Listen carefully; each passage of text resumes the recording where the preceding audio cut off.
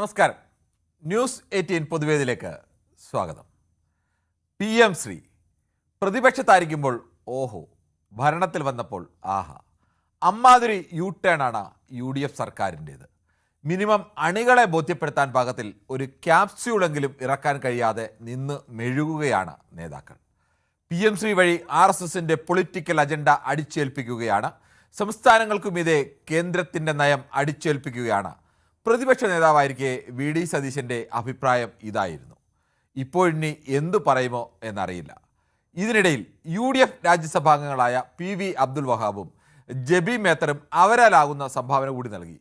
PM ശ്രീയിൽ നിന്ന് പിന്മാറുകയോ പദ്ധതിയിൽ ചേരാതിരിക്കുകയോ ചെയ്താൽ PM ശ്രീയുടെ ആനുകൂല്യങ്ങൾ മാത്രമേ നഷ്ടമാകൂ എന്നാണ് ഇവർ രാജ്യസഭയുടെ ചോദ്യത്തിന് കേന്ദ്ര സർക്കാർ നൽകിയ മറുപടി.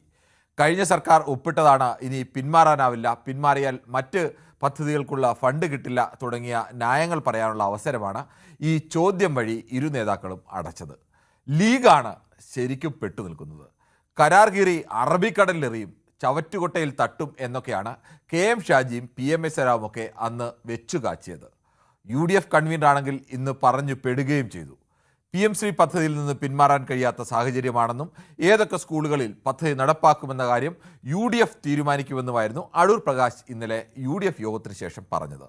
UDF യോഗത്തിൽ അങ്ങനെ ഒരു ചർച്ചയോ തീരുമാനമോ ഇല്ലെന്നും പദ്ധതിയിൽ നിന്ന് ഊരിപ്പോകുന്നത് സംബന്ധിച്ച് മന്ത്രിസഭാ ഉപസമിതി ചർച്ചയ്ക്കു ശേഷമേ UDFൽ തീരുമാനം ഉണ്ടാകൂ എന്നും ഇതിനോടുള്ള അതൃപ്തി പരസ്യമാക്കിക്കൊണ്ട് PK കുഞ്ഞാലിക്കുട്ടി പ്രതികരിച്ചു. ലീഗ് അതൃപ്തി പരസ്യമാക്കുന്നതിലും വേഗത്തിൽ കൺവീനർ ടേൺ അടിച്ചു. PM ശ്രീയിൽ തുടരേണ്ടി വരുമെന്ന് താൻ പറഞ്ഞിട്ടില്ലെന്നും വിഷയം UDF ചർച്ച ചെയ്തിട്ടില്ലെന്നും ഇന്ന് അദ്ദേഹം വ്യക്തമാക്കി. PM ശ്രീയിൽ UDF സർക്കാർ ശരിക്കും ആപ്പിൽപ്പെട്ട അവസ്ഥയിലാണോ നിൽക്കുന്നത്? എന്ത് ന്യായീകരണമാണ് അന്ന് എതിർത്ത പദ്ധതി ഇന്ന് നടപ്പാക്കാൻ വേണ്ടി പറയാൻ പോകുന്നത്? ഈ വിഷയമാണ് ന്യൂസ് 18 പൊതുവേദി ചർച്ച ചെയ്യുന്നത്. പ്രേക്ഷകർക്കും പ്രതികരിക്കാം.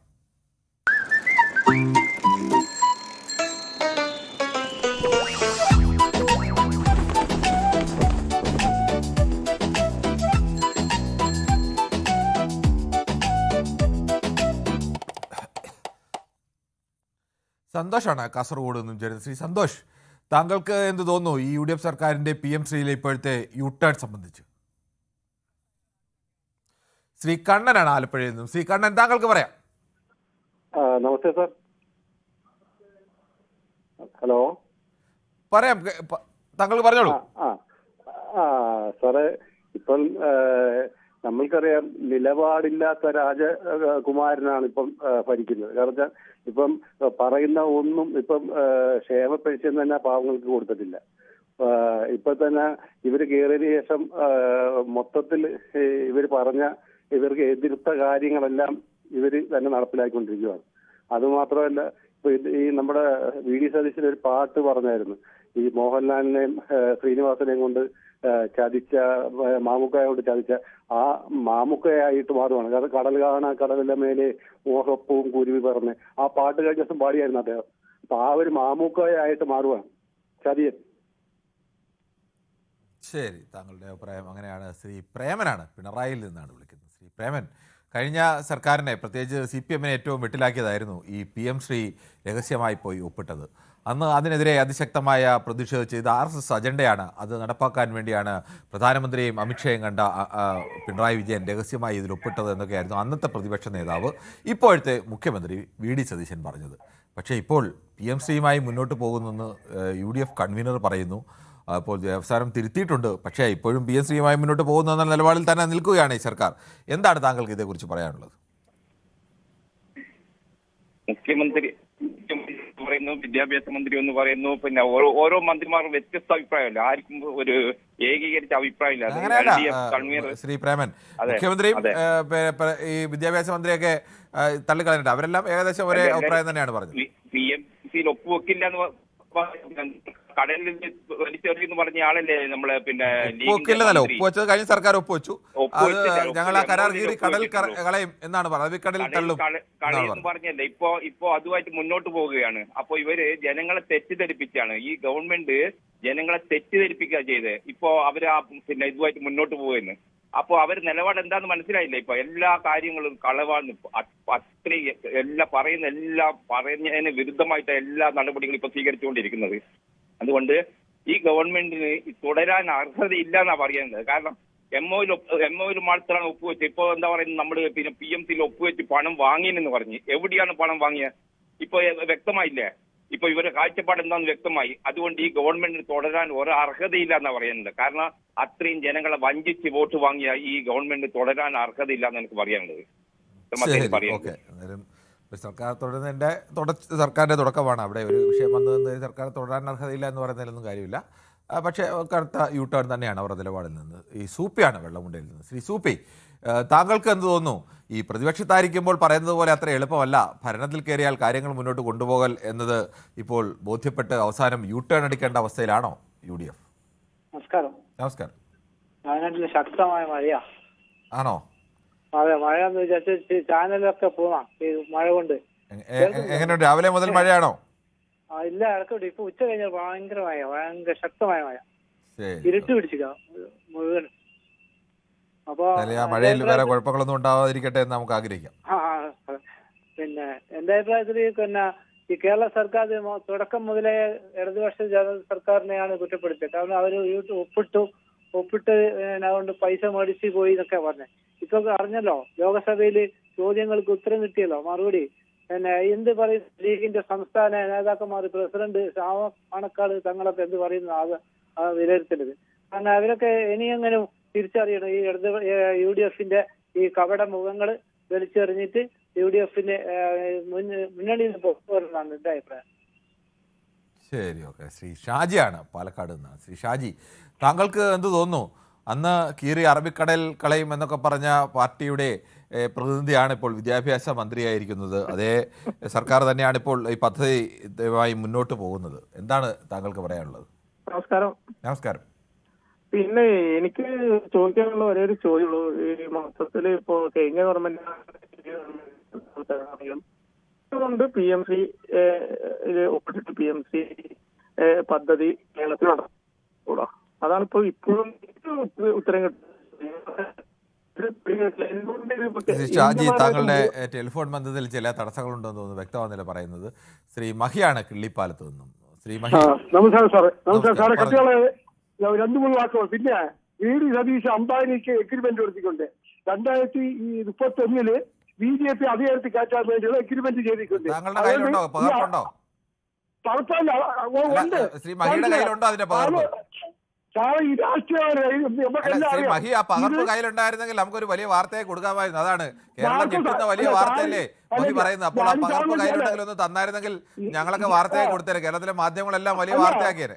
ഇതാണ് വാർത്തയില് എഗ്രിമെന്റ് കൊടുത്തിട്ടുണ്ട്. അതാ പറഞ്ഞ ശ്രീ മഹി, ആ എഗ്രിമെന്റിന്റെ ഒരു പകർപ്പും തരുമോ? അത് ഇടവള നടക്കാൻ പാടില്ലേ? അങ്ങനെ എഗ്രിമെന്റ് ഉണ്ട്.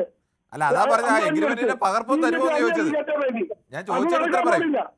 അതുകൊണ്ട് അങ്ങനെ 5 കൊല്ലം എങ്ങനെ കോളാക്കണം. പണ്ട് കർണാടക ഭരിച്ച് കോളാക്കിയില്ലേ, അതിന്റെ ഇരട്ടിയായിട്ട് കോളാക്കണം. അപ്പൊ ജനങ്ങൾ BJP ഒക്കെ അത് നടക്കാൻ പാടില്ല. ഇടവ ശരിക്കും കാലം BJP ഈ 3 സീറ്റിൽ കുറയുള്ളൂ. അഭ്യാസം നടക്കില്ല. ശ്രീ മഹി, തിരുവനന്തപുരത്ത് മഹിയോട് ഉൾപ്പെടുന്ന സ്ഥലത്ത് 10 വർഷമായി ഇടതുപക്ഷം ഭരിക്കുന്ന സ്ഥലത്താണ് അവിടെ 2 സീറ്റും കൊല്ലത്ത് തൊട്ട് കീഴിൽ കിടക്കുന്ന കൊല്ലത്ത് നിന്ന് 1 സീറ്റും ഒക്കെ മേടിച്ച് BJP-ക്കാർ ജയിച്ചത്. അപ്പോൾ ഇടതുപക്ഷത്തിന് കൂടി ഇതിന് ഉത്തരവാദിത്തമുണ്ട്. അങ്ങനെ ഉത്തരവാദിത്തം ഒഴിഞ്ഞൊന്നും മാറാൻ കരുതരുത്. ഇടതുപക്ഷം ജയിച്ച സ്ഥലത്തല്ലേ? എവിടെ നേമത്ത് ആരായിരുന്നു കഴിഞ്ഞ അവിടെ ജയിച്ചത്? കഴക്കൂട്ടത്ത് ആരായിരുന്നു കഴിഞ്ഞ അവിടെ ജയിച്ചത്? ചാത്തന്നൂരിൽ ആരായിരുന്നു കഴിഞ്ഞ അവിടെ? ഇടതുപക്ഷത്തിന്റെ സീറ്റുകളല്ലേ BJP പിടിച്ചെടുത്തത്? അത് കോൺഗ്രസ് വോട്ട് ശിശുവാൻകുട്ടി ജയിക്കാൻ പാടില്ല, ചാത്തൂരിൽ ജയിക്കാൻ പാടില്ല. കോൺഗ്രസ് വോട്ട് സംവിധാനം എത്ര വോട്ട് കിട്ടി? ശബരിനാഥിന് വോട്ടൊക്കെ കിട്ടി. ശബരിനാഥിന് കോൺഗ്രസ് കഴിഞ്ഞ പ്രാവശ്യം പിടിച്ച വോട്ടില് വലിയ വ്യത്യാസമൊന്നും ഉണ്ടായിട്ടില്ല. 28,000 വോട്ട്. അത് VD സതീഷിന്റെ അജിന്റെ ഇതാണ്. ശബരിനാഥിന് കുറഞ്ഞ വോട്ട് കൂടി കിട്ടിയായിരുന്നെങ്കിലും ജയിക്കുമായിരുന്നോ? ഇല്ലല്ലോ. ഇല്ല, അത് ഈ ശബരിനാഥ് വോട്ട് പിടിച്ചതെങ്കിൽ മഹി, എന്തെങ്കിലുമൊക്കെ രാഷ്ട്രീയ ആരോപണങ്ങൾ പറയുമ്പോൾ കരാർ ഒപ്പിട്ടിട്ടുണ്ട് എന്നൊക്കെ പറഞ്ഞ് വെറുതെ തട്ടിവിടരുത്. ഇങ്ങനെയൊക്കെ വിടായി തട്ടിവിടുന്ന കാരണമാണ് ആളുകൾ നിങ്ങൾ പറയുന്നതിനൊക്കെ വിശ്വസിക്കാത്തത്. ശരി, അതാ എഗ്രിമെന്റ് കോപ്പി ഒന്ന് കൊണ്ടുവരും. അതാണ് ശ്രീ മഹി പറഞ്ഞത്. താങ്കൾ ആ എഗ്രിമെന്റ് കോപ്പി വരും. ഈ ഒരു രാഷ്ട്രീയ ആരോപണം ഉന്നയിക്കുമ്പോൾ മിനിമം രാഷ്ട്രീയത്തിൽ പറഞ്ഞു ഇതിൽ എന്തെല്ലാം കാര്യങ്ങൾ UDF-നെതിരെ. ഒരു മിനിറ്റ് കേൾക്കൂ ശ്രീ മഹി, ഒരു മിനിറ്റ് കേൾക്കൂ. UDF-നെതിരെ ഈ വിഷയത്തിൽ പറയാൻ ആവശ്യം പോലെ ആരോപണങ്ങളുണ്ട്. UDF തന്നെ പെട്ടു നിൽക്കുകയാണ്. അപ്പൊ അവർക്ക് വടി കൊണ്ട് കൊടുക്കുന്ന തരത്തിലേക്കാണ് മഹിയുടെ ഈ വ്യാജ ആരോപണം എന്ന് പറയുന്നത്. ഇത്തരമുള്ള ആളുകളാണ് ഞാൻ പറഞ്ഞല്ലോ, ഇത്തരമുള്ള ആളുകളാണ് ഈ നിങ്ങൾ ഏത് പാർട്ടിക്ക് പ്രവർത്തിച്ചാൽ ആ പാർട്ടിക്കാരെ പ്രതിസന്ധിയിലാക്കുന്നത്, അവരെ ആ കൂടി നാണക്കേടിലാക്കുന്നത് ഇത്തരം ചില ആളുകളാണ്. ശരി മഹി, ഓക്കെ. അതാ വെറുതെ എന്തെങ്കിലും വിളിച്ചു പറയുന്നതിന് അങ്ങനെ പ്രത്യേകിച്ച് ആ എഗ്രിമെന്റ് കോപ്പി എന്താ എടുക്കണം കേട്ടോ. ശ്രീ മഹി, നമ്മൾ എന്തെങ്കിലും വെറുതെ വായിൽ വരുന്നത് വിളിച്ചു പറയുക എന്നുള്ളതല്ല. അതല്ല അങ്ങനെയല്ല. ഒരു പൊതുവേദിയിൽ സംസാരിക്കുമ്പോൾ മിനിമം താങ്കൾ ഒരു പാർട്ടിക്കാരനാണ് എന്നുള്ള മട്ടിലൊക്കെ സംസാരിക്കുന്നു. ആ പാർട്ടി കൂടെ നാണക്കേടില്ല നിങ്ങളെ പോലുള്ള ആളുകൾ. ഈ കോൺഗ്രസ് 13 വയസ്സിൽ അടി കൊണ്ടതാണ്. ശരി, അടി കൊണ്ടോന്നല്ല, 13 വയസ്സിലൊക്കെ അടി കൊണ്ട ഒരുപാട് ആളുകൾ കാണും. പക്ഷെ നിങ്ങളൊക്കെ ഇപ്പോൾ ഒരു ബാധ്യതയായി മാറും ആ പാർട്ടിക്ക്. ഒരു ബാധ്യതയില്ല, ഞങ്ങൾ വരും. ശരി, സംശയമില്ല. നിങ്ങളെ പോലുള്ള ആളുകൾ ഉണ്ടെങ്കിൽ ആ പാർട്ടിക്ക് ബുദ്ധിമുട്ടാവും. ഒരു സംശയം, ഒരു ബുദ്ധിമുട്ടില്ല. ശരി, ശ്രീ ബാലകൃഷ്ണനാണ്, വടകരയിൽ നിന്നാണ്. ശ്രീ ബാലകൃഷ്ണൻ, ഈ PMC-യിൽ കേന്ദ്ര സർക്കാർ ഇപ്പോൾ മറുപടി കൊടുത്തിരിക്കുന്നത് PMC പദ്ധതിയിൽ ഒപ്പ് പിന്മാറുകയോ അതിൽ പദ്ധതി ചേരാതിരിക്കുകയോ ചെയ്താൽ മറ്റൊരു പദ്ധതിയുടെയും പണം കൊടുക്കില്ല എന്നൊക്കെയാണ്. പക്ഷേ കഴിഞ്ഞ സർക്കാരിൻ്റെ കാലത്ത് PMC പദ്ധതിയിൽ ഒപ്പിടുന്നതുവരെ ഒപ്പിട്ട് പിന്മാറുന്നു എന്ന് പറഞ്ഞപ്പോൾ തന്നെ പണം പിടിച്ചു വെച്ചതാണ്. SSKയുടെ അടക്കം പണം പിടിച്ചു വെച്ചതാണ്. ഞങ്ങൾ ഇതിൽ ഒപ്പിട്ടില്ലെങ്കിൽ അതിൽ തരില്ല എന്നുള്ള നിലപാട് മുട്ടാപ്പോക്ക് നയവുമായിട്ടാണ് കേന്ദ്ര സർക്കാർ നിന്നത്. ഇപ്പോൾ UDF പറയുന്നത് അങ്ങനെയാണ്. ഇത്തരം മുട്ടാപ്പോക്ക് നയം ഇവർക്കുള്ളത് കൊണ്ട് ഞങ്ങൾക്കും അതിനകത്ത് തൊട്ടാതിരിക്കാൻ നിർവാഹമില്ല എന്നുള്ള അവസ്ഥയിൽ നിൽക്കുകയാണ്. കേന്ദ്ര സർക്കാർ എന്തിനാണ് ഇങ്ങനെ അനാവശ്യ വാശി പിടിക്കുന്നത്? സാർ നമസ്കാരം. നമസ്കാരം. കേന്ദ്ര സർക്കാർ ഏത് സമയത്തും വാശി പിടിക്കുന്നല്ലേ സാർ, അതാണ് നിൽക്കട്ടെ. എനിക്ക് ചോദിക്കാനുള്ളത്, ഇവിടുത്തെ കേരളത്തിലെ മുസ്ലിം ലീഗിന്റെ മന്ത്രി, ആ വിദ്യാഭ്യാസ മന്ത്രി കേരളത്തിൽ RSSന്റെ അജണ്ട നടപ്പാക്കാൻ തയ്യാറായിരിക്കുകയാണോ അല്ലയോ? ആ ചോദ്യത്തിന് ഉത്തരം കിട്ടണ്ടേ? കാരണം അത് പ്രസക്തമായ ചോദ്യമാണ്. കാരണം ഇവര് അറബിക്കടലിൽ വലിച്ചെറിയും, അങ്ങനെയാക്കും ഇങ്ങനെയാക്കും എന്നൊക്കെ മുസ്ലിം ലീഗും യൂത്ത് ലീഗും ഒക്കെ പറഞ്ഞിട്ടുണ്ട്. അപ്പൊ ആ മുസ്ലിം ലീഗിന്റെ മന്ത്രിയാണ് ഈ വകുപ്പ് കൈകാര്യം ചെയ്യുന്നത്. അദ്ദേഹം RSSന്റെ അജണ്ട നടപ്പാക്കാനാണോ മന്ത്രിയായി സത്യപ്രതിജ്ഞ ചെയ്തതെന്ന് അതാണ് വ്യക്തമായിട്ട് എനിക്ക് ആ കാര്യത്തിൽ ഇതേ ചോദിക്കാനുള്ളൂ. അതിന് മറുപടി മുസ്ലിം ലീഗിന്റെ മന്ത്രി പറഞ്ഞേ പറ്റൂ. ശരി, ഓക്കെ. താങ്കളുടെ അഭിപ്രായം അങ്ങനെയാണ്. ഫാദർ സാമുവലാണ് കോഴിക്കോട്. ഫാദർ സാമുവൽ, ഈ പ്രതിപക്ഷത്തിരിക്കുമ്പോൾ പറയുന്നത് പോലെ അത്ര എളുപ്പമല്ല ഭരണപക്ഷത്ത് വന്നാൽ കാര്യങ്ങൾ കൈകാര്യം ചെയ്യൽ എന്ന ഒരു ബോധ്യത്തിൽ കൂടിയാണോ ഇപ്പോൾ UDF നിൽക്കുന്നത്? Good evening Kiran. Good evening. ഇത് ഞാൻ മുമ്പൊരു ചർച്ചയിൽ പറഞ്ഞ പോലെ തന്നെയാണ്. അതായത് ഭരണപക്ഷത്തിരിക്കുമ്പോൾ പ്രതിപക്ഷത്തിരിക്കുമ്പോഴും പറയുന്ന വാക്കുകൾ വളരെ ശ്രദ്ധിച്ചിട്ട് വേണം. കാരണം പിന്നീട് അതൊരു തിരിച്ചടിയായി തീരും. ഇത് UDF-നെ സംബന്ധിച്ചിടത്തോളം ഇപ്പൊ ഒരു തിരിച്ചടിയായി തീർന്നിരിക്കുകയാണ്. അന്ന് അറബിക്കടലിൽ തള്ളു എന്നൊക്കെ പറഞ്ഞത് ഇപ്പൊ അവർക്ക് സ്വീകരിക്കാതെ നിവൃത്തിയില്ല. കാരണം അതുമായിട്ട് ബന്ധപ്പെട്ട് പണം ലഭിക്കാനായിട്ടുണ്ട്. ഇവിടെ ഖജനാവിൽ വലിയ പൈസയൊന്നുമില്ല. അതുകൊണ്ട് അതും കൂടി കിട്ടിയാൽ മാത്രമേ മുന്നോട്ട് പോകാൻ സാധിക്കുകയുള്ളൂ. മാത്രമല്ല അത് വിദ്യാർത്ഥികളെ സംബന്ധിച്ചിടത്തോളം ഗുണകരമായൊരു കാര്യമാണ്. നമ്മുടെ സെലക്ടഡ് സ്കൂൾസിന് അത് വളരെ പ്രയോജനകരമായി തീരും. പക്ഷേ അതിൽ എന്തൊക്കെ ക്ലോസുകൾ നമുക്ക് വെക്കാൻ പറ്റുമെന്നൊക്കെ ഭാവിയിൽ ചിന്തിക്കേണ്ട ഒരു കാര്യമാണ്. ഏതായാലും PMC ആയിട്ട് മുന്നോട്ട് പോകുന്നത് നല്ലതെന്നാണ് എന്റെ അഭിപ്രായം. കാരണം അന്ന് പറഞ്ഞതൊക്കെ തിരിച്ചെടുക്കേണ്ട ഒരു ഗതികേടിലേക്ക് UDF എത്തിച്ചേർന്നിരിക്കുകയാണ്. ശരി, ഓക്കെ. താങ്കളുടെ അഭിപ്രായം വ്യക്തമാണ്. ശ്രീമതി ഷീബയാണ്, ആലപ്പുഴയിൽ നിന്നാണ്. ആലപ്പുഴ എവിടെ നിന്നാണ് വിളിക്കുന്നത്? ഷീബയുടെ ടെലിഫോൺ ബന്ധത്തിൽ തടസ്സമുണ്ടെന്ന് തോന്നുന്നു. എന്തായാലും നമുക്ക് ഒരു ചെറിയ ഇടവേള അനിവാര്യമായിരിക്കുകയാണ്. വളരെ പ്രതിപക്ഷത്തായിരിക്കുമ്പോൾ അതിശക്തമായ എതിർപ്പ് ഉയർത്തിയ PMC അത് RSSന്റെ അജണ്ടയാണെന്നൊക്കെ പറഞ്ഞ പ്രതിപക്ഷ നേതാവ് ഇപ്പോൾ മുഖ്യമന്ത്രിയായപ്പോൾ ആ പദ്ധതി നടപ്പാക്കാൻ ഒരുങ്ങുന്നു എന്നുള്ള വാർത്തകളാണ് വരുന്നത്. UDF-ൽ തീരുമാനമെടുത്തു എന്ന് ഇന്നലെ കൺവീനർ പറഞ്ഞു. ഇന്ന് അതിനെതിരെ PK കുഞ്ഞാലിക്കുട്ടി തന്നെ പറഞ്ഞപ്പോൾ കൺവീനർ വീണ്ടും തിരുത്തി, ഞങ്ങൾ അങ്ങനെ പറഞ്ഞിട്ടില്ല എന്നൊക്കെ പറയുന്നു. എന്തായാലും പദ്ധതി എങ്ങനെ നടപ്പാക്കാമെന്നതിൽ തന്നെയാണ് UDF-ന്റെ നിലപാട്. അത് യു-ടേൺ ആണ്. ഈ വിഷയമാണ് ചർച്ച ചെയ്യുന്നത്. പ്രസന്നനാണ് മാളയിൽ നിന്ന്. ശ്രീ പ്രസന്നൻ, താങ്കൾക്ക് എന്താണ് ഈ വിഷയത്തിൽ പറയാനുള്ളത്? ഹലോ, നമസ്കാരമുണ്ട്. നമസ്കാരമുണ്ട്. ഈ PM ശ്രീ പദ്ധതിക്ക് എന്തെങ്കിലും കുഴപ്പമുള്ളതായിട്ട് എനിക്ക് അറിയില്ല. അതായത് കുഴപ്പമുണ്ടെന്നുണ്ടെങ്കിൽ ഇടതുപക്ഷ സർക്കാർ ഒപ്പുവെക്കില്ലായിരുന്നു. പിന്നെ നമ്മുടെ സംസ്ഥാനം മാത്രമല്ല മറ്റു പല സംസ്ഥാനങ്ങളും ഈ ഒപ്പുവെച്ചിട്ടുണ്ടല്ലോ. അപ്പൊ തന്നെയല്ല ഈ കുറെ കാലമായി നമ്മളിത് കേൾക്കാൻ തുടങ്ങിയിട്ട് ഇതുവരെ ആ നിയമത്തിന് എന്തെങ്കിലും കുഴപ്പമുള്ളതായിട്ട് നമ്മൾ ഇതേവരെ ആരും പറഞ്ഞു കേട്ടിട്ടില്ല. പിന്നെ പറഞ്ഞു കേൾക്കുന്ന ഈ സ്കൂളുകളുടെ തെരഞ്ഞെടുക്കാനുള്ള അവകാശം അതിന് കുഴപ്പമില്ലാന്നാണ് നമ്മൾ പ്രസിഡന്റ് അതിനകത്തൊരു ഉന്നയിക്കുന്ന ഗൗരവമായ ഒരു വിഷയം എന്ന് പറഞ്ഞ ഇതാണ്. PM ശ്രീ പദ്ധതി നടപ്പാക്കുമ്പോൾ ആ PM ശ്രീ പദ്ധതി വഴി വരുന്ന സർക്കാർ ആ സ്കൂളുകൾ നടപ്പാക്കുന്നത് കേന്ദ്രത്തിൻ്റെ പാഠ്യപദ്ധതിയായിരിക്കും. കേന്ദ്ര സർക്കാർ ഇപ്പോൾ കൊണ്ടുവരുന്ന പല പാഠ്യപദ്ധതികൾ സംബന്ധിച്ചും രാജ്യത്തെ ശാസ്ത്രകാരന്മാർ, രാജ്യത്തെ വിദ്യാഭ്യാസ വിചക്ഷണർ അവരെയൊക്കെ എതിർപ്പുയർത്തുന്നുണ്ട്. അതിന് പ്രധാനപ്പെട്ട കാരണം ശാസ്ത്രീയമായ ഒരു വിദ്യാഭ്യാസ സമ്പ്രദായത്തിന് പകരം അവിടേക്ക് ബോധപൂർവമായി RSSൻ്റെ അജണ്ടകൾ ഈ പാഠപുസ്തകങ്ങളിലൂടെ കടത്താൻ അവർ ശ്രമിക്കുന്നു എന്നുള്ള ആരോപണം. അത്തരം ഒരു അജണ്ട ഇതിൽ ഉണ്ടാകുമോ എന്നുള്ളത് തന്നെയാണ് പ്രധാനപ്പെട്ട ആശങ്ക. ഉണ്ടാകുമോ എന്നുള്ളത് തന്നെയാണ് ആശങ്ക. അല്ല ഉണ്ടായി എന്നല്ല പറഞ്ഞു. മറ്റ് പല പാഠ്യപദ്ധതികളിലും അങ്ങനെ ഗൗരവമായ രീതിയിലേക്ക് അത്തരത്തിലേക്കുള്ള മാറ്റങ്ങൾ ഉണ്ടായിട്ടുണ്ട്. അതുകൊണ്ട് ഇതിലും ഉണ്ടാവും എന്നുള്ള ഒരു ആശങ്കയാണ്. അതാണ് ഏറ്റവും പ്രധാനം. ഇതിനെ എതിർക്കാനുള്ള കാരണം അതാണ്. അല്ല, മറ്റുള്ള സംസ്ഥാനങ്ങൾ നടപ്പാക്കിയിട്ടുണ്ടല്ലോ, അവർക്ക് എന്തെങ്കിലും കുഴപ്പമുള്ളതായിട്ട് ഇതുവരെ പറഞ്ഞു കേട്ടിട്ടില്ലല്ലോ. അപ്പൊ കുഴപ്പമുണ്ടെങ്കിൽ അവർ നടപ്പാക്കുവോ? അതാണ് എന്റെ സംശയം. BJP ഭരിക്കുന്ന സംസ്ഥാനങ്ങൾ നടപ്പാക്കുന്നത് പോലെ അല്ലല്ലോ മറ്റു സംസ്ഥാനങ്ങൾ. ഇല്ല, കർണാടക നടപ്പാക്കിയില്ലേ? കർണാടകയിലെയും ഈ പറയുന്ന ഘട്ടത്തിലേക്കൊന്നും എത്തിയിട്ടില്ല. എന്തായാലും ഒരു കുഴപ്പമുള്ള രാജ്യത്തിന് കുഴപ്പമുള്ള ഒരു സംഗതി നടപ്പാക്കാൻ തുനിയും നടപ്പാക്കണം എന്ന് പറഞ്ഞാൽ തന്നെ ജനങ്ങൾ സമ്മതിക്കുമെന്നും എനിക്ക് തോന്നുന്നില്ല. ഇപ്പൊ നമ്മുടെ നാട്ടിൽ വന്നാലും കാശ് വന്നാലും എന്തെങ്കിലും കുഴപ്പമുണ്ടെന്നുള്ള ഒരു ഘട്ടം വരുമ്പോൾ നമ്മൾ നടപ്പാക്കില്ലല്ലോ, നടപ്പാക്കാൻ പറ്റില്ലല്ലോ, പാടില്ലല്ലോ. അതിന്റെ പേരിൽ രാഷ്ട്രീയ സ്റ്റണ്ട് മാത്രമാണ്. ഇപ്പൊ VD സതീശനും എന്തെങ്കിലും കുഴപ്പമുണ്ടെന്നുണ്ടെങ്കിൽ നടപ്പാക്കാന്ന് തീരുമാനിക്കില്ലല്ലോ. കഴിഞ്ഞ പ്രാവശ്യം ഇടതുപക്ഷ സർക്കാരുകൾ തീരുമാനിക്കാൻ ഉള്ള ഒരു പ്രധാനപ്പെട്ട വിഷയമായി ഞാൻ അതിന്റെ പ്രാക്ടിക്കൽ വശം കൂടി പറഞ്ഞാണ്. കഴിഞ്ഞ സർക്കാരായാലും ഇതിന് ഒപ്പിടാൻ കാരണവും ഈ സർക്കാർ പിന്മാറാതിരിക്കാനുള്ള കാരണമൊക്കെ PM ശ്രീ പദ്ധതി നടപ്പാക്കിയില്ലെങ്കിൽ ഇപ്പോൾ സർവശിക്ഷ കേരള വഴിയാണ് കേരളത്തിലെ സ്കൂൾ വിദ്യാഭ്യാസത്തിൻ്റെ സമാന്തരമായ ബാക്ടീരിയ സംവിധാനങ്ങളെല്ലാം നടപ്പാക്കുന്നത്. അതിന് കേന്ദ്രത്തിൻ്റെ കയ്യിൽ നിന്ന് വലിയ തുക ഫണ്ടായി എല്ലാ വർഷവും ലഭിക്കുന്നതാണ്. ഈ ഫണ്ട് നിർത്തിക്കഴിഞ്ഞാൽ കേരളത്തിന് ഒറ്റയ്ക്ക് അത് വഹിക്കാൻ കഴിയാത്തൊരവസ്ഥ വരും. അപ്പോൾ ആ പദ്ധതി കൂടി അവതാളത്തിലായാൽ കേരളത്തിലെ വിദ്യാഭ്യാസ മേഖലയിൽ അത് ഗുരുതരമായ പ്രത്യാഘാതം ഉണ്ടാക്കും. അത് ഒഴിവാക്കാൻ വേണ്ടി അത്രയും സാമ്പത്തിക ശേഷിയില്ലാത്തൊരു സംസ്ഥാനം എന്ന നിലയ്ക്ക് ഇത്തരം ചില വഴക്കങ്ങൾ അവർ നടത്തുന്നു എന്നതാണ് പ്രാക്ടിക്കലായി ഈ രണ്ട് രാഷ്ട്രീയ പാർട്ടികളും പറയുന്നൊരു കാര്യം. അടിസ്ഥാനപരമായ അതിൻ്റെ പ്രശ്നം നിൽക്കുന്ന അവിടെയാണ്.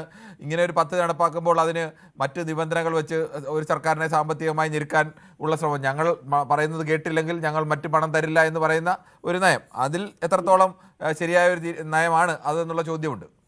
ഇത് പ്രത്യക്ഷത്തിൽ എന്തെങ്കിലും ഇന്ന കാര്യം കുഴപ്പമൊന്നും അവരാരും പറഞ്ഞിട്ടില്ലല്ലോ. ഇന്ന കാര്യമാണ്, ഭയം മാത്രമല്ലേ ഉള്ളൂ പറഞ്ഞിട്ടുള്ളൂ. ഭയം മാത്രമേ പല മേഖലയിലും യാഥാർത്ഥ്യമായതുകൊണ്ടല്ലേ ആളുകൾ അങ്ങനെ സംശയിക്കുന്നത്. എന്തോ എനിക്ക് ഈ കാര്യത്തിൽ ഇതിൽ കൂടുതൽ കാരണം ഈ രണ്ട് ഭരണക്കാർ ഇടതുപക്ഷം ഒപ്പിട്ടു, ഭരണപക്ഷം അതിനോട് അനുകൂലിക്കുന്നു എന്ന് പറയുമ്പോൾ അതിന് വലിയ കുഴപ്പമൊന്നും ഉണ്ടാവില്ല എന്നുള്ളതാണ് എൻ്റെ ഒരു നിഗമനം. എന്നാൽ രണ്ടുപേരും ആശയപരമായി ഇതിനെ അനുകൂലിക്കുന്നില്ല. കോൺഗ്രസ് ആയാലും CPM ആയാലുമല്ല. അത് രാഷ്ട്രീയമാണ് വിഷയം. രാഷ്ട്രീയമല്ല, ആശയപരമായി. ഞാൻ പറഞ്ഞത് രാഷ്ട്രീയമല്ല, ആശയപരമായി അനുകൂലിക്കുന്നില്ല. പക്ഷേ സംസ്ഥാനത്തിന് പണം കിട്ടേണ്ട അത്യാവശ്യമാണ്, അതുകൊണ്ട് വാങ്ങുന്നു എന്നുള്ള ലൈനിലാണ് രണ്ടുപേരും പറയുന്നത്. ശരി, നല്ലപോലെ നടക്കട്ടെ കാര്യങ്ങളൊക്കെ. ശരി, ഓക്കെ. ശ്രീ വേണുഗോപാലാണ്, മലപ്പുറത്ത് നിന്നാണ് വിളിക്കുന്നത്. ശ്രീ വേണുഗോപാൽ, മലപ്പുറത്ത് എവിടെ നിന്നാണ് വിളിക്കുന്നത്? മലപ്പുറം മേലാറ്റൂരിൽ നിന്നാണ് വിളിക്കുന്നത്. ശരി, ഓക്കെ. മേലാറ്റൂരിലുള്ള ശ്രീ വേണുഗോപാലിന് ഈ വിഷയത്തിൽ എന്താണ് പറയാനുള്ളത്? PMCയിൽ ഒപ്പിട്ടത് ഒരു പാതകമാണെന്ന് നമുക്ക് പറയാൻ കഴിയില്ല. പക്ഷേ നമ്മളൊന്ന് മനസ്സിലാക്കേണ്ടത്, കഴിഞ്ഞ ഒക്ടോബറിൽ PM ശ്രീയിലെ അവർ ഒപ്പിടുകയും അന്നത്തെ ഗവൺമെന്റ് ഒപ്പിടുകയും അതിനെതിരെ പ്രക്ഷോഭങ്ങൾ വരികയും നവംബറിൽ അത് മരവിപ്പിക്കുകയും ചെയ്തതാണ്. അന്ന് മരവിപ്പിച്ചപ്പോ CPM ഒഴികെയുള്ള മറ്റുള്ള എല്ലാ കക്ഷികളും അത് സ്വാഗതം ചെയ്യുകയും ഇനി മേലിൽ ഇവിടെ കേരളത്തിൽ വേണ്ട എന്ന രീതിയിൽ തീരുമാനിക്കുകയും ചെയ്തിരുന്നു. അന്ന് അതിന്റെ പേരിൽ മാത്രമാണ് പ്രത്യേകിച്ചും മലപ്പുറം ജില്ലയിൽ UDF വോട്ട് വാങ്ങിയത്. കള്ളം പറഞ്ഞ് PM ശ്രീയിൽ LDF ഒപ്പിട്ടു എന്ന് പറഞ്ഞിട്ട് ആ കള്ളം പറഞ്ഞ് വോട്ട് വാങ്ങിയവർ ഇപ്പോൾ വീണ്ടും ഒപ്പിടാൻ പോകുന്നു എന്ന് മാത്രമല്ല, നടപ്പാക്കാതിരിക്കാൻ പറ്റില്ല എന്ന് പറയുകയും ചെയ്യുന്നു. ഈ ഇരട്ടത്താപ്പ് ജനങ്ങളുടെ മുമ്പിൽ പൊളിച്ചു കാണിക്കേണ്ടത് നിങ്ങളെ പോലെയുള്ള മാധ്യമങ്ങളാണ്. രണ്ടാമത്തെ കാര്യം, PM ശ്രീ പോലെയുള്ള ഫണ്ടുകൾ തരുമ്പോൾ അതിന് കണ്ടീഷൻസ് വെച്ച് തരുന്നതിന്റെ യുക്തി മനസ്സിലാവുന്നില്ല. PM ശ്രീ നടപ്പാക്കുമ്പോൾ കേന്ദ്ര ഗവൺമെന്റിന്റെ സിലബസ് നടപ്പാക്കണം എന്ന് പറയുന്നത് തന്നെ കൺകറന്റ് ലിസ്റ്റുള്ള ഒരു വിഷയത്തിന്റെ കാര്യത്തിൽ അത് ശരിയാണോ എന്ന് ആലോചിക്കേണ്ടതാണ്. ഗാന്ധിവധം പോലെയുള്ള കാര്യങ്ങൾ ഒഴിവാക്കിയുള്ള സിലബസ് കേരളത്തിലെ അല്ല ഇന്ത്യയിലെ മൊത്തം കുട്ടികളെ അത് മാത്രമേ പഠിപ്പിക്കാവൂ എന്ന് പറയുന്നത് PM ശ്രീ നടപ്പാക്കുമ്പോൾ ഉണ്ടാകാവുന്ന ഒരു കണ്ടീഷനാണ് എന്ന് വരുമെങ്കിൽ അതും തെറ്റാണ്. ഇതൊന്നും ഇല്ലാതെ, കണ്ടീഷൻസ് ഇല്ലാതെ PM ശ്രീയുടെ സഹായം ഇൻഫ്രാസ്ട്രക്ചർ ഉണ്ടാക്കാനും മറ്റു സൗകര്യങ്ങൾക്കും വേണ്ടി PM ശ്രീയുടെ ഫണ്ട് കിട്ടുന്നെങ്കിൽ ഒരു കുഴപ്പമില്ല. അങ്ങനെയാണ് വേണ്ടതും. അതാണ് എനിക്ക് ഇതേപ്പറ്റി പറയാനുള്ളത്. ശരി, താങ്കളുടെ അഭിപ്രായം വളരെ വ്യക്തമാണ്. ശ്രീ റെജിയാണ്, ആലപ്പുഴയിൽ നിന്നാണ്. ശ്രീ റെജി, താങ്കൾ എങ്ങനെയാണ് UDF പ്രതിപക്ഷത്തിരുന്നപ്പോഴും ഭരണപക്ഷത്തിരുന്നപ്പോഴും അവർ പറയുന്നത് നമ്മളെല്ലാം കേട്ടതാണ്, ഇപ്പോഴും അതെല്ലാം യൂട്യൂബുകളിലും മറ്റേ എല്ലായിടത്തും അത് ലഭ്യവുമാണ്. എങ്ങനെയാണ് ഈ മലക്കം മറിച്ചിലിനെ താങ്കൾ കാണുന്നത്? കിരണ, ഞാനൊരു ശുഭാപ്തി വിശ്വാസക്കാരനാണ് കേട്ടോ. ശരി, നല്ലതാണ് എപ്പോഴും ശുഭാപ്തി വിശ്വാസം പുലർത്തുക. ജീവിതത്തിൽ വിജയത്തിന് ഏറ്റവും നല്ലതാണ്. UDF മുന്നണിയിലെ സമുന്നത നേതാക്കളാണ്. നമ്മൾ അവരുടെ ഒന്നും മനസ്സിലാക്കണ്ട. അവരുടെ മൂശയ്ക്കകത്ത് ഉണ്ടാകാത്ത ഒരു ബുദ്ധിയില്ല. ഇത് വളരെ രമ്യമായി കുഞ്ഞാലിക്കുട്ടിയും PJ ജോസഫും രമേശ് ചെന്നിത്തലയും എല്ലാം എത്രയോ സീനിയർമാർ അതൊക്കെ അവർ കൈകാര്യം ചെയ്യുന്നു. പിന്നെ ഇതിനകത്ത് രാഷ്ട്രീയമാകുന്ന വിഷയം വ്യത്യസ്തങ്ങളിരിക്കുന്ന രണ്ട് ഗവൺമെന്റുകളാ. ഗവൺമെന്റുകളുടെ ഭരണത്തിൽ ഇരിക്കുമ്പോഴത്തേക്ക് നമ്മൾ അത് ഇതും പറഞ്ഞ 1600 കോടി കണ്ട കേരളത്തിന് കിട്ടാൻ കിടക്കുന്നത്.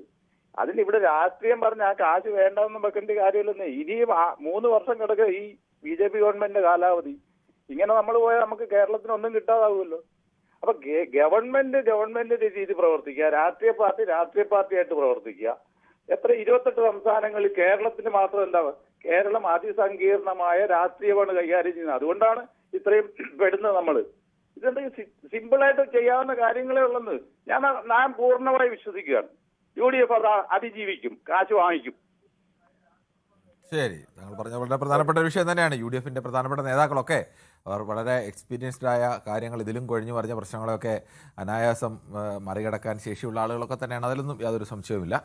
പക്ഷേ ഇതൊക്കെ പ്രതിപക്ഷത്തിരിക്കുമ്പോൾ നമ്മൾ വിളിച്ചു പറയുന്ന പലതും ഭരണപക്ഷത്തെത്തുമ്പോൾ അതെങ്ങനെ നടപ്പാക്കുമെന്നൊരു ആലോചന പലപ്പോഴും ഇല്ലാതായി പോകുന്നുണ്ട്. അതിപ്പോൾ ഇവർക്ക് മാത്രമല്ല, എല്ലാവരും പ്രതിപക്ഷത്തിരിക്കുമ്പോൾ അത്തരത്തിലേക്കൊക്കെ സംസാരിക്കാറുണ്ട്. ശ്രീ രാജീവ് കൊല്ലത്തുനിന്ന്. ശ്രീ രാജീവ്, താങ്കൾ എങ്ങനെയാണ് കാണുന്നത്?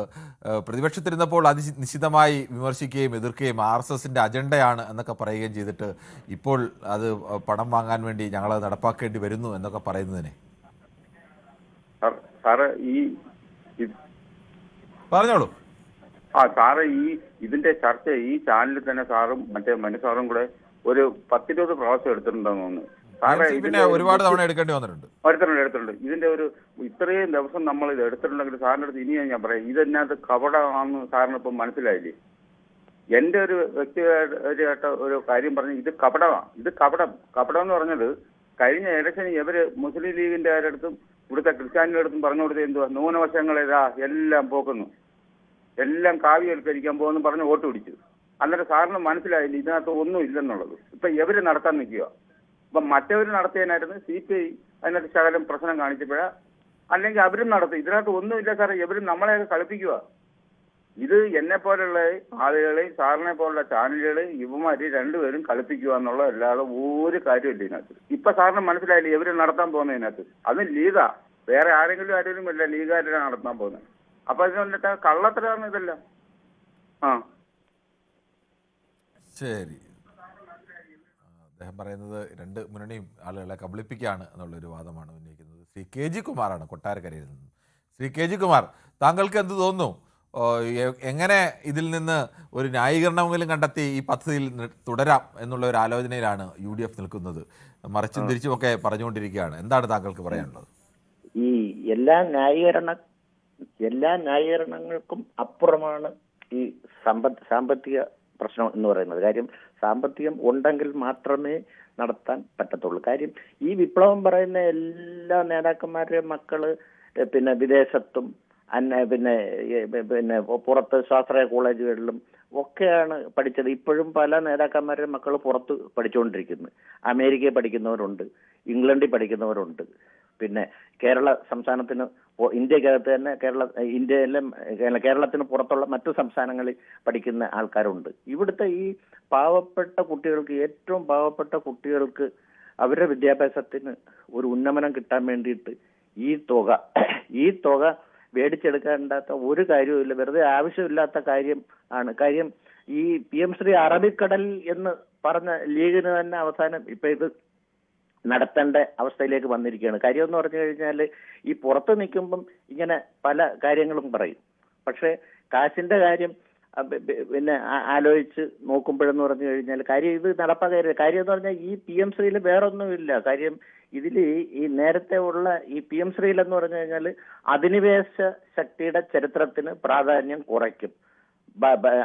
ഭാരതീയ സംസ്കാരത്തിന്റെ സംസ്കാരത്തിന്റെ അടിസ്ഥാന പൈതൃകത്തിന് കുറച്ച് മുൻതൂക്കം കൊടുക്കും. അല്ലാതെ വേറെ ഈ ഭാരതീയ സംസ്കാരത്തിന്റെ അടിസ്ഥാനത്തിന് മുൻതൂക്കം കൊടുക്കുമെന്നൊക്കെ പറഞ്ഞ് നടപ്പാക്കിക്കൊണ്ടിരിക്കുന്ന സർവകലാശാലയിലടക്കം നടപ്പാക്കിക്കൊണ്ടിരിക്കുന്നത് എന്തായാലും ഒരു പുരോഗമനാത്മകമായ ശാസ്ത്രീയമായ ഒരു വിദ്യാഭ്യാസ സമ്പ്രദായമല്ല. അവിടെ ഉണ്ടായിരുന്ന പുരോഗമനാത്മകവും ശാസ്ത്രീയമായ വിദ്യാഭ്യാസ സമ്പ്രദായങ്ങളിലേക്ക് ഈ ആചാരങ്ങളെയും വിശ്വാസങ്ങളെയും പുരാണങ്ങളെയും ഒക്കെ കയറ്റി അതിനെ മറ്റൊരു തലത്തിലേക്ക് മാറ്റുന്നത് കൊണ്ടാണ്, അതിനെ ഒരു RSSന്റെ അജണ്ടയിലേക്ക് വരുത്തുന്നു എന്നുള്ളതാണ് ആരോപണം. ആ ആരോപണം പക്ഷേ ഈ സംസ്ഥാനത്തിന് വിവേചനാധികാരം ഉണ്ടല്ലോ. ചില കാര്യങ്ങൾക്ക് അവർക്ക് പിന്നെ താല്പര്യത്തിനനുസരിച്ച് നടപ്പാക്കാവുന്നതല്ല ഉള്ളു. എന്തായാൽ തന്നെയും ഞാൻ മനസ്സിലാക്കിയെടുത്തോളം ഇതാണ്, അധിനിവേശ ശക്തികളുടെ പിന്നെ ചരിത്രത്തിന് പ്രാധാന്യം കുറയ്ക്കുക, ഭാരതീയ പിന്നെ സംസ്കാരത്തിന് കൂടുതൽ കൊടുക്കുക എന്നുള്ളതാണ് ഇതിന്റെ ഇത്. അധിനിവേശ രാജ്യം 400 വർഷത്തോളം വിവിധ രാജ്യങ്ങളുടെ അധിനിവേശം ഉണ്ടായിരുന്ന ഒരു രാജ്യമാണ്. അതിനു മുമ്പ് രാജ്യം എന്നൊന്നും പറയാനുള്ള ഒരു സംവിധാനമില്ല, നാട്ടുരാജ്യങ്ങളായിരുന്നു. അവരൊക്കെ എങ്ങനെയാണ് ഈ നാട്ടിൽ നിന്ന് പോയത്? ആരാണ് ഈ സ്വാതന്ത്ര്യ സമരത്തെ നയിച്ചത്? ആരാണ് അവർക്കെതിരെ ശക്തമായ നിലപാട് സ്വീകരിച്ചത്?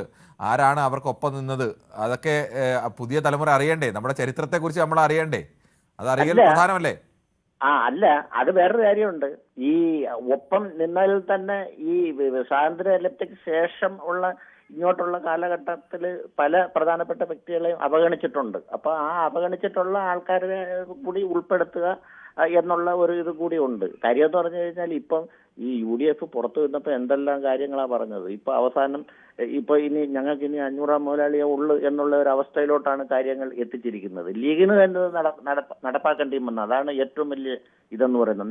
നടപ്പാക്കിയേ പറ്റത്തുള്ളൂ. കാര്യം എന്ന് പറഞ്ഞു കഴിഞ്ഞാൽ കാശെന്ന് പറഞ്ഞ കാര്യം ഏറ്റവും താഴെക്കിടയിലുള്ള കുട്ടികൾക്കല്ലേ ഇത്രയും പൈസ കിട്ടുന്നത്. അപ്പൊ നമ്മുടെ പിന്നെ സ്റ്റേറ്റിൽ ഈ പിന്നെ താഴെക്കിടയിലുള്ള കുട്ടികൾക്ക് ഇത്രയും ഇത് കിട്ടുമ്പോൾ ഒരുപാട് സ്കൂളുകൾ നല്ല നിലവാരത്തിലേക്ക് വരും. അതല്ലേ വേണ്ടത്. പിന്നെ സ്റ്റേറ്റിന് ഈ പറയുന്ന പോലെ എന്തെങ്കിലും അഭിപ്രായ വ്യത്യാസം ഉള്ളതിൽ മാറ്റം വരുത്താനുള്ള വിവേചനാധികാരം ഉപയോഗിച്ച് ചെയ്യാവുന്നതല്ല ഉള്ളു. അങ്ങനെയാണ് അത് തീർച്ചയായിട്ടും നടപ്പാക്കണം.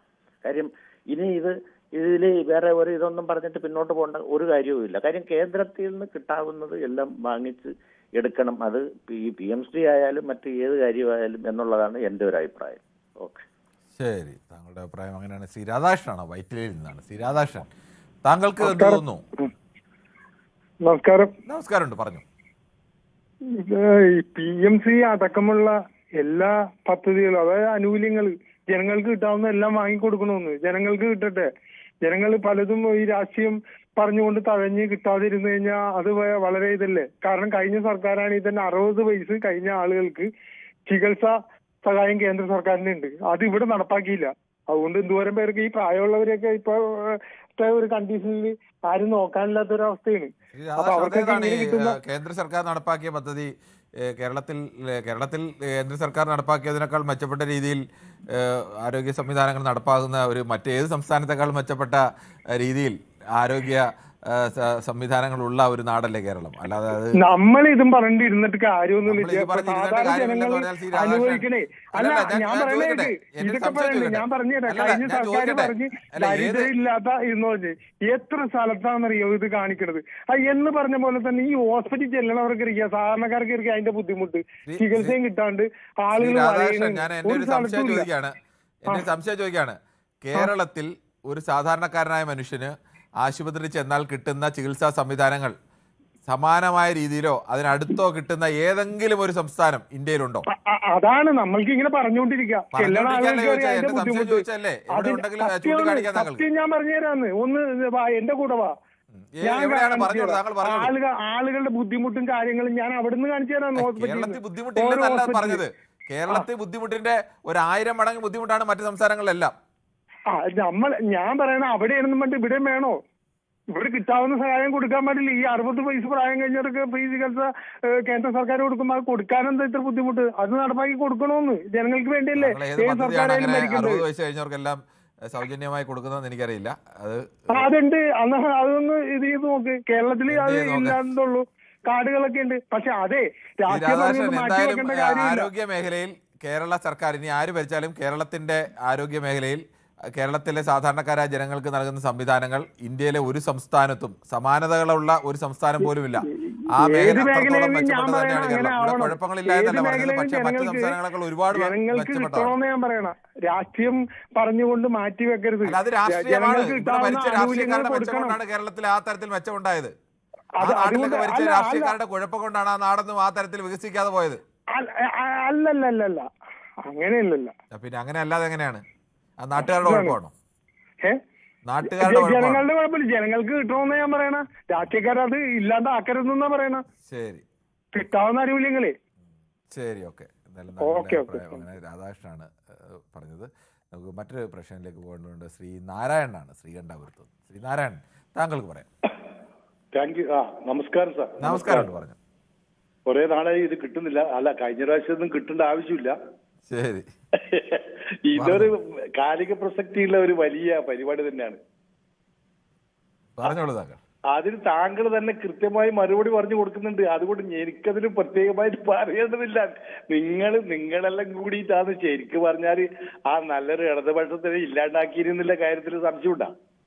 നമ്മൾ ഒരാളെയും ഇല്ലാണ്ടാക്കാനും ഒരാളെയും വലുതാക്കാനും നമ്മളെ കൊണ്ട് കഴിയില്ല ശ്രീനാരായണൻ. നിങ്ങളെ ആ ചിരിയുടെ ഉള്ളിൽ ഒരിക്കലും കഴിയില്ല ശ്രീനാരായണൻ. നമുക്ക് ഒരു പക്ഷത്തെയും നമുക്ക് കേരളത്തിലെ ഏതെങ്കിലും ഒരു ചാനലിലോ അല്ലെങ്കിൽ പത്രത്തിലോ വാർത്ത കണ്ടു എന്ന് കരുതി ഈ വാർത്ത കണ്ടു നാളെ നമുക്ക് ഇവർക്കെതിരെ വോട്ട് ചെയ്യാം എന്നൊന്നും ഒരിക്കലും ജനം തീരുമാനിക്കും. ജനത്തിന് ഓരോ ചാനലിലെയും പത്രത്തിലെ വാർത്ത കണ്ടാൽ അറിയാം അവർക്ക് ഏതെങ്കിലും ചായവുണ്ടോ, അവർക്ക് ഏതെങ്കിലും പറയുന്നുണ്ട്. ഇതൊക്കെ തിരിച്ചറിയാൻ കഴിവുള്ളവരാണ് ജനങ്ങൾ.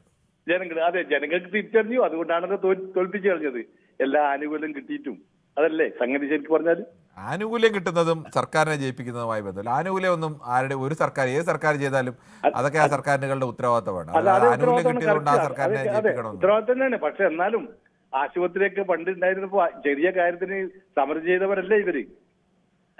അതുപോലെ അറബിക്കടൽ തടെന്ന് പറഞ്ഞ കാര്യല്ലേ അയാളെ പ്രസംഗം എന്തായിരുന്നു? ഉശിരി ലീഗിന്റെ മന്ത്രിന്റെ നമ്മൾ ആ വിഷയം എടുത്തത്. എങ്ങനെ? അതുകൊണ്ടാണല്ലോ നമ്മൾ ആ വിഷയം എടുത്തത്. പ്രതിപക്ഷത്തായിരുന്നപ്പോൾ പറഞ്ഞ നിലപാട് ഭരണപക്ഷത്തായിരുന്നപ്പോൾ എന്തുകൊണ്ട് ചെയ്യുന്നില്ല എന്നുള്ള ചോദ്യം വരുന്നതുകൊണ്ടാണല്ലോ ഈ വിഷയം ചർച്ചയ്ക്ക് വരുന്നത്. അതാണ് ചോദിക്കേണ്ടതാണത്. അയാളോട് ചോദിക്കേണ്ട. പക്ഷെ അയാൾ അന്നേരം പ്ലേറ്റ് മാറ്റും. അവർക്ക് ഭരണം കിട്ടിയാൽ മതി. അവരെന്തെല്ലാം പറഞ്ഞിട്ട് നുണകൾ പറഞ്ഞിട്ടാണ് ഈ ഭരണം തിരിച്ചു പിടിച്ചത്. ശരിയായ രീതിയിലാണ്. ഓരോന്നും കാണുന്നില്ല. ഇപ്പൊ നമ്മൾ അനുഭവിക്കേണ്ടി വരും അത്. കേന്ദ്ര ഗവൺമെന്റ് നയം നടപ്പാക്കാൻ തയ്യാറാവും പൈസ കിട്ടുമ്പോൾ. അതാണ് അവര് പറയുന്നത്. അതേ സമയത്ത് അറബിക്കടൽ എന്ന് പറഞ്ഞ വാക്കൊക്കെ എവിടെ പോയി? അതിൽ ചോദിക്കുന്നത്. ലീഗുകാർക്ക് ഇപ്പം എന്തെങ്കിലും പറയാൻ പറ്റുമോ? ലീഗുകാരുടെ മുഖം മരിച്ചുപോയില്ലേ ശരിക്കും പറഞ്ഞാല്? അവരല്ലേ ഇത് ശ്രദ്ധിക്കണ്ടേ? അവർക്ക് ഭരണം മതി. ലീഗുകാർക്ക് ഭരണം മാത്രം മതി. അതുകൊണ്ടാണ് ഇത് ഇങ്ങനെ സംഭവിച്ചത്. ഇപ്പം വോട്ട് കൊടുത്ത് അവര് വളരെ വിഷമിക്കുന്നുണ്ടാവും. താങ്കളുടെ അഭിപ്രായം വളരെ വ്യക്തമാണ്. നമുക്ക് ചില യൂട്യൂബ് കമൻറ്റുകൾ കൂടി വേഗത്തിൽ വായിക്കേണ്ടതുണ്ട്. ശ്രീ വിജയകുമാർ അല്പനേരം ഒന്ന് ക്ഷമിക്കണമെന്ന് അഭ്യർത്ഥിക്കുന്നു. യൂട്യൂബിൽ കമൻറ്റുകൾ നോക്കാൻ പെട്ടെന്ന് ഒരു second. Actually UDF got confused as central exposed state can withdraw from PM Shri any time. Shiju കിരിയത്തിൻ്റെതാണ് അഭിപ്രായം.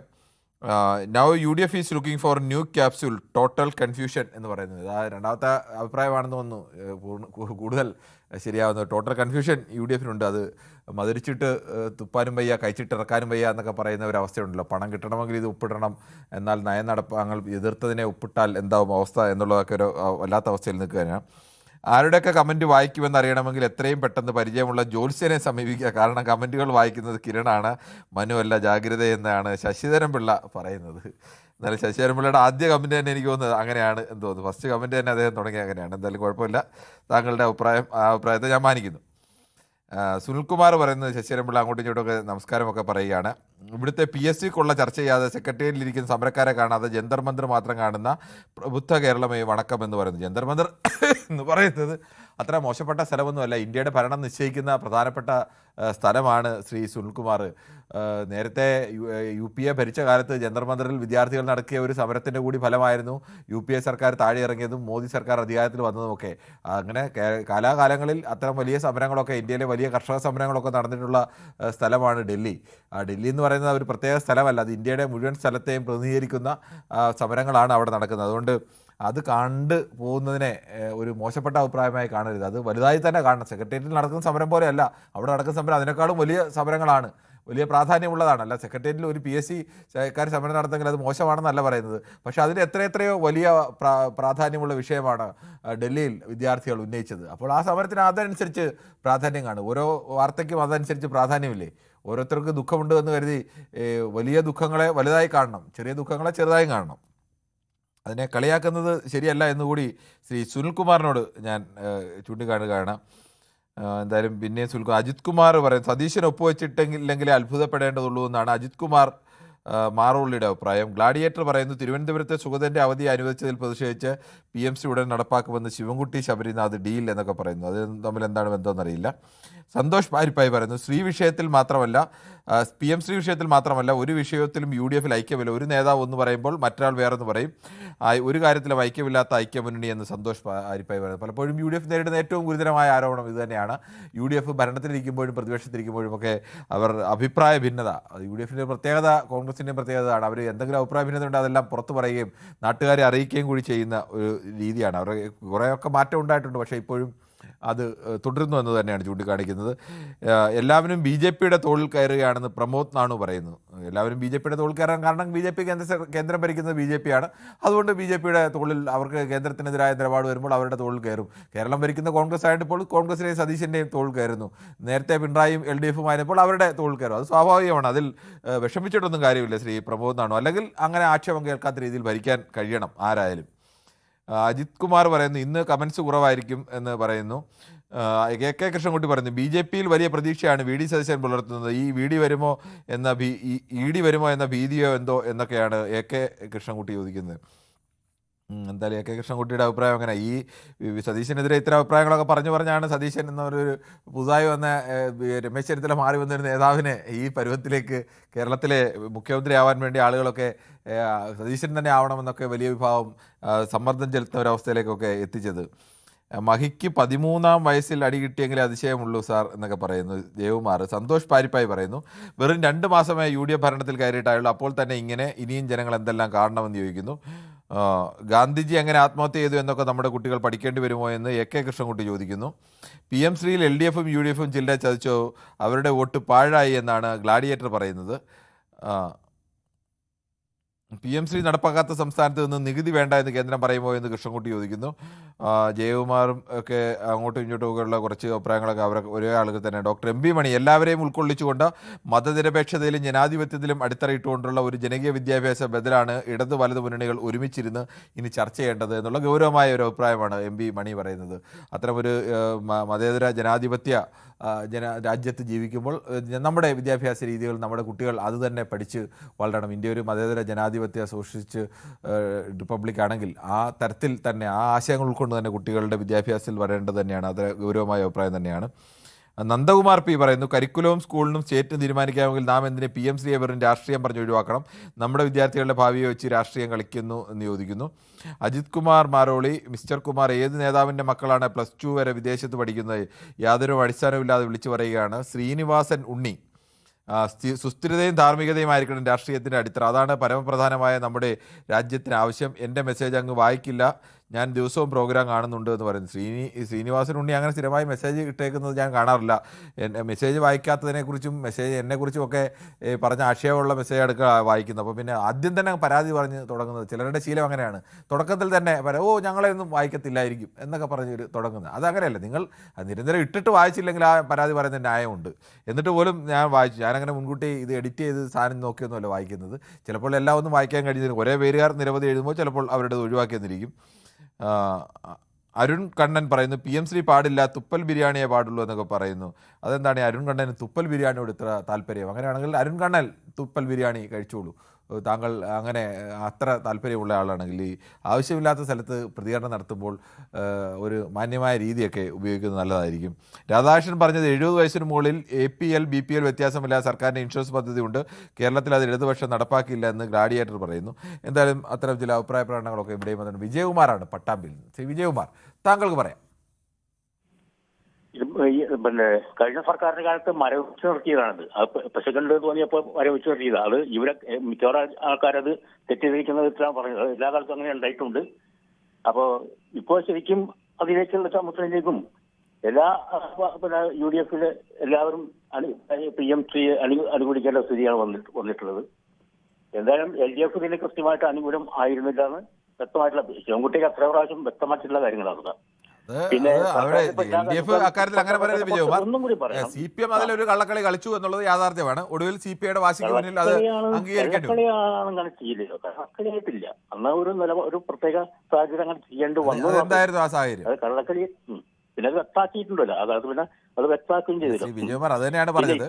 ഇപ്പോൾ UDF ഈ U-ടേൺ അടിച്ചതുപോലെ തന്നെ LDFന്റെ കാലത്ത് LDF CPIയോട് പോലും ആലോചിക്കാതെ, മുന്നണിയിൽ ആലോചിക്കാതെ, പാർട്ടിയിൽ ആലോചിക്കാതെ അത്തരം ഒരു തീരുമാനം നടപ്പാക്കിയത് കൊണ്ടാണല്ലോ പിന്നീട് അത് മരവിപ്പിക്കേണ്ട കത്തൊക്കെ കൊടുക്കേണ്ടി വന്നത്. സമയം കഴിഞ്ഞാൽ അധികം വൈകാൻ പറ്റില്ല സ്ഥിതി വന്നപ്പോൾ അന്ന് താൽക്കാലികമായിട്ട് ഒരു വാർത്തം ചെയ്തത്. അങ്ങനെ താൽക്കാലികമായി പോയൊരു കരാർ പാർട്ടിയിൽ അങ്ങനെയാണെങ്കിൽ ആ കാര്യം CPIയോടും മുന്നണിയോടും പാർട്ടിയോടും ജനങ്ങളോടും ഒക്കെ പറയണ്ടേ?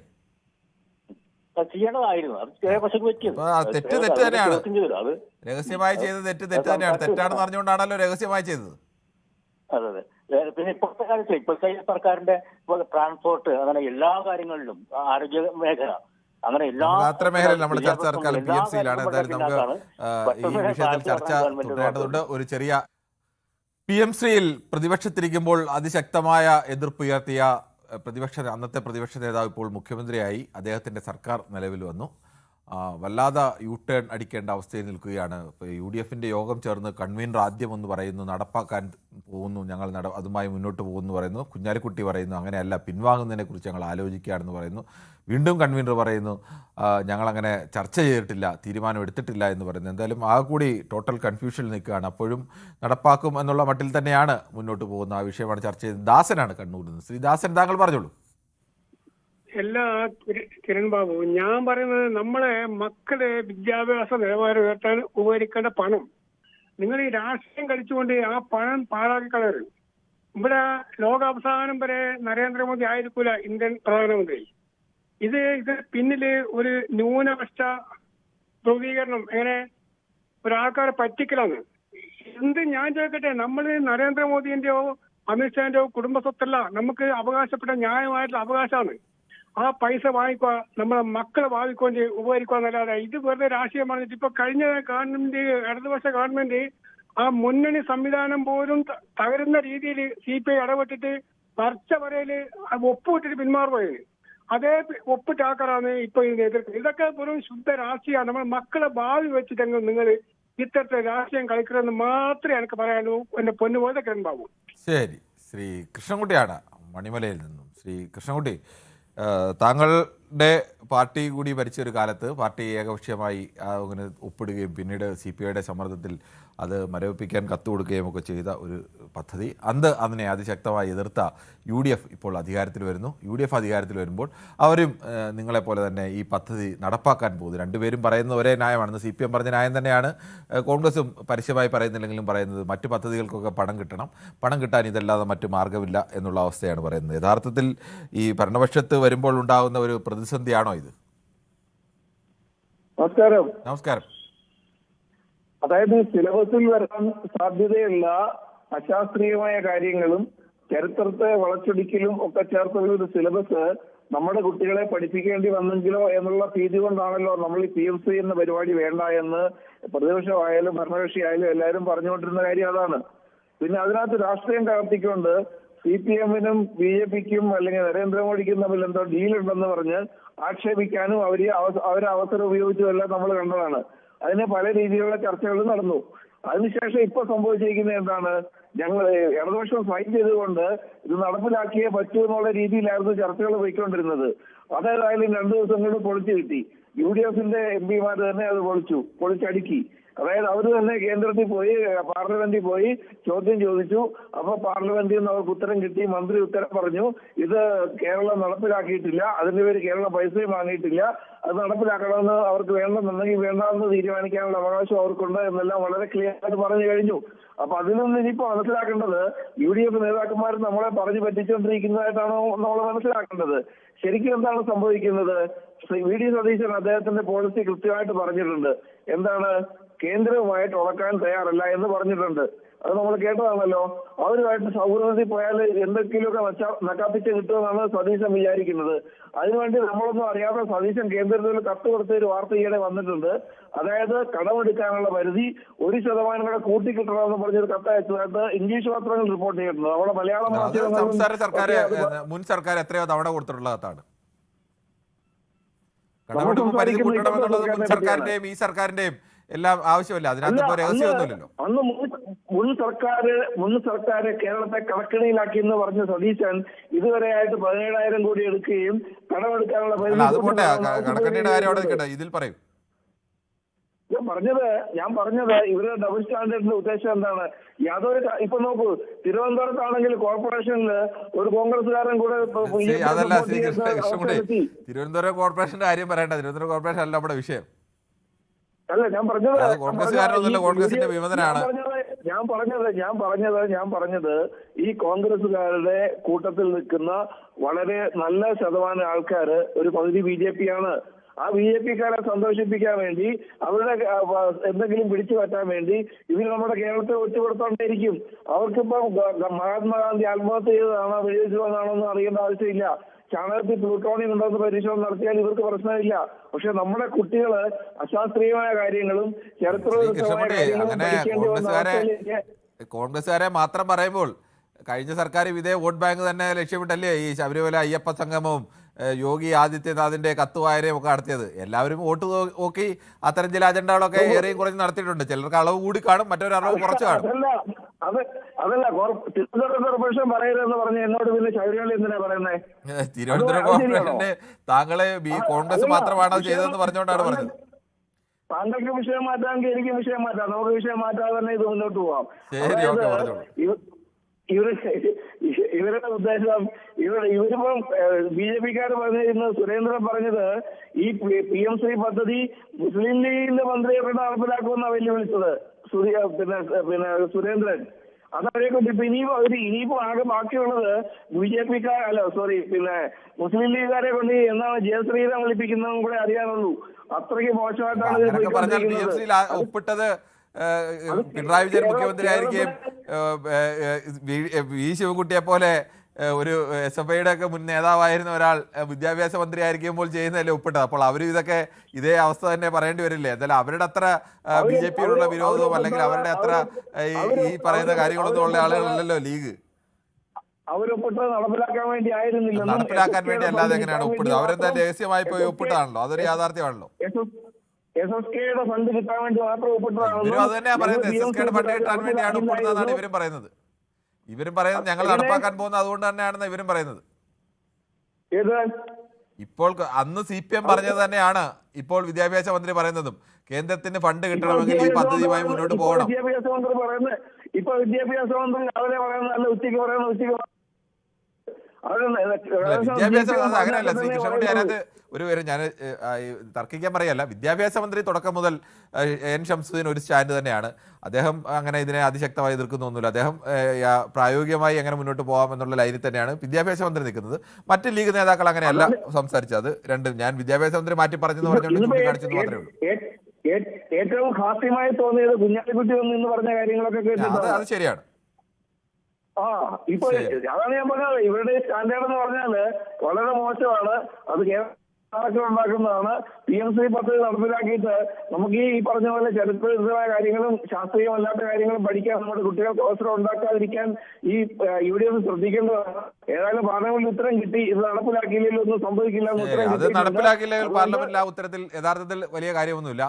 ഒരു സർക്കാരിന് പറയാൻ കഴിയില്ല ഞങ്ങളുടെ ഇന്ന പദ്ധതി നടപ്പാക്കില്ല അടുത്ത പദ്ധതി കൊടുക്കില്ല എന്നുള്ളത്. പക്ഷേ പ്രാക്ടിക്കലായി വരുമ്പോൾ അവരുടെ ഒരു പദ്ധതി നടപ്പാക്കി കഴിഞ്ഞ സർക്കാരിനും അങ്ങനെ തന്നെയായിരുന്നു. കഴിഞ്ഞ സർക്കാരിന് SSKയുടെ ഫണ്ട് കിട്ടാൻ വേണ്ടി തന്നെയാണ്. SSKയുടെ ഫണ്ട് കിട്ടിയില്ലെങ്കിൽ മുന്നോട്ട് കൊണ്ടുപോകാൻ കേരളത്തിലെ വിദ്യാഭ്യാസ സമ്പ്രദായം മുന്നോട്ട് കൊണ്ടുപോകാൻ കഴിയില്ല. അതുകൊണ്ട് PMCയിൽ ഒപ്പിട്ടു എന്നാണ് കഴിഞ്ഞ സർക്കാർ പറഞ്ഞത്.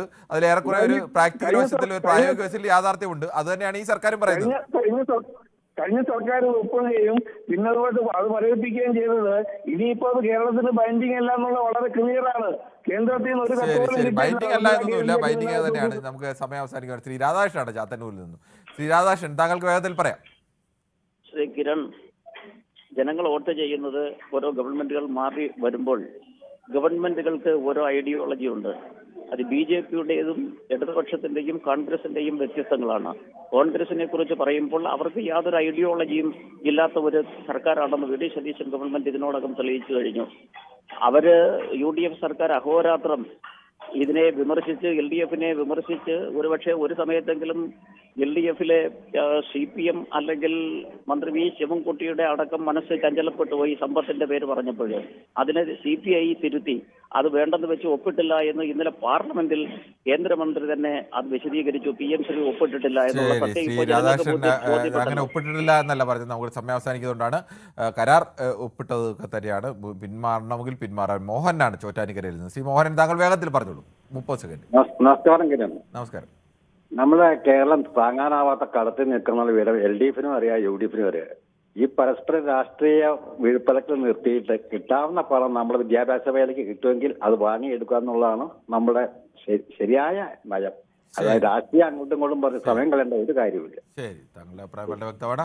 വ്യത്യസ്തമായ അഭിപ്രായങ്ങളാണ് പ്രേക്ഷകരുടെ ഭാഗത്തു നിന്നുണ്ടായത്. പക്ഷേ അതിലെല്ലാം പ്രധാനം എന്ന് പറയുന്നത് പ്രതിപക്ഷത്തായിരിക്കുമ്പോൾ പ്രതിപക്ഷത്ത് നിൽക്കുന്നവർക്ക് ഭരണപക്ഷത്തെ ഏത് തരത്തിലും എതിർക്കാം. പക്ഷേ നാളെ നമ്മൾ ഭരണത്തിലേറിയാൽ അതിൽ നമ്മൾ എന്ത് നിലപാട് സ്വീകരിക്കും, അന്ന് പ്രായോഗികമാണോ ഇങ്ങനെ ഒരു നിലപാട് എന്നുള്ള കാര്യങ്ങൾ കൂടി പലപ്പോഴും പ്രതിപക്ഷത്തിരിക്കുന്ന സംസാരിക്കുന്നവർ ഏത് പാർട്ടിയായാലും ശ്രദ്ധിക്കേണ്ടത്. അല്ലെങ്കിൽ നാളെ നിങ്ങൾ ഭരണത്തിൽ വരുമ്പോൾ, അതിന് ഏത് പാർട്ടി ആയിക്കോട്ടെ ഭരണത്തിൽ വരുമ്പോൾ അവർക്ക് നേരെ ചോദ്യങ്ങൾ ഉയരും. നിങ്ങൾ ഇന്നലെ ഇതാണോ പറഞ്ഞത് എന്നുള്ളത്. പണ്ടൊക്കെ ആയിരുന്നെങ്കിൽ പത്രങ്ങളിലെ വാർത്തകൾ മാത്രമായിരുന്നു കാണിക്കാൻ. ഇപ്പോഴതല്ല. നിങ്ങളുടെ എല്ലാ ദൃശ്യങ്ങൾ, നിങ്ങളുടെ എല്ലാ ശബ്ദം സഹിതം എല്ലാ ചാനലുകളിലും എല്ലാം, ചാനലുകൾ മാത്രമല്ല എല്ലാ യൂട്യൂബ് പ്ലാറ്റ്ഫോമുകളിലൊക്കെ ഏത് സാധാരണക്കാരനും ലഭ്യമാണ്. അതുകൊണ്ട് തന്നെ നിങ്ങളുടെ വാക്കുകൾ നാളെ നിങ്ങളെ തിരിഞ്ഞു കൊത്താതിരിക്കണമെങ്കിൽ ആ ജാഗ്രത ഭരണപക്ഷത്തായാലും പ്രതിപക്ഷത്തായാലും ഇരിക്കുമ്പോൾ രാഷ്ട്രീയ പാർട്ടി നേതാക്കളൊക്കെ കാണിക്കണം. അല്ലെങ്കിൽ നാളെ ഇതുപോലെയുള്ള ചോദ്യങ്ങൾ ഓരോരുത്തരും നേരിടേണ്ടി വരും. എന്തായാലും നാളെയും ഇതേ സമയം News 18 പൊതുവേദി മറ്റൊരു വിഷയവുമായി.